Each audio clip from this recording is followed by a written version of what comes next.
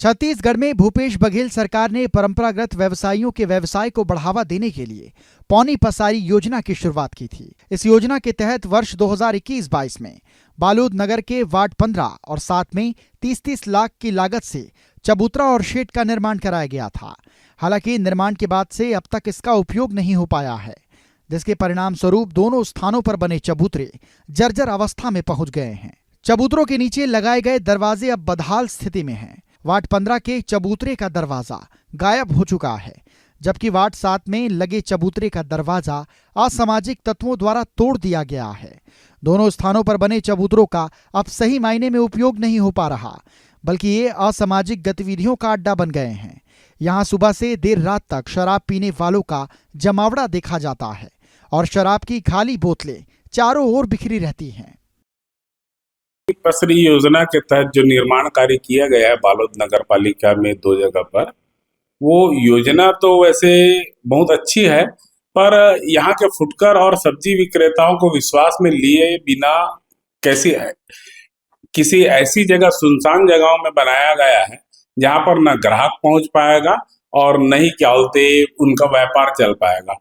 इस भय को देखकर कहीं ना कहीं उनको व्यापार ठप होने की स्थिति रहेगी, इसलिए उन लोग वहां जाने में दिलचस्पी दिखा नहीं रहे।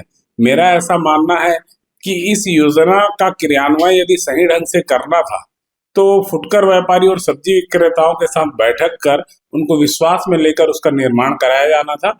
बहुत सारी ऐसी जगह हैं जहां पर इसका निर्माण हो सकता था, पर ये उनकी इच्छा शक्ति में कहीं ना कहीं कमी रही होगी कि ये योजना सफल पूर्वक क्रियान्वयन हो।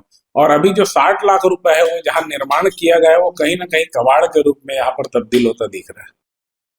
नगर पालिका द्वारा इस निर्माण कार्य को केवल औपचारिकता के रूप में पूरा किया गया, लेकिन योजना का उद्देश्य पूरी तरीके से विफल रहा। स्थानीय लोगों का कहना है कि निर्माण कार्य शुरू करने से पहले पारंपरिक व्यापारियों से परामर्श नहीं किया गया और चबूतरे शहर से दूर बना दिए गए। इसका परिणाम ये हुआ कि करीब 60 लाख रुपए की लागत से बनाई गई ये योजना अब अनुपयोगी होकर बर्बाद हो चुकी है। पौनी पसारी जो था वो 21-22 में आया हुआ था। जो योजना थी वो परंपरागत जो व्यवसायी जो होते हैं, परंपरागत व्यवसायी जैसे कोई मतलब औजार बनाने वाले या लकड़ी का काम करने वाले या जूता सिलने वाले, है ना, इस टाइप के जो थे, उनके लिए ये था, उनको बढ़ावा देने के लिए। वर्तमान में बन के तो तैयार है, उनका यूज अब किया जाएगा।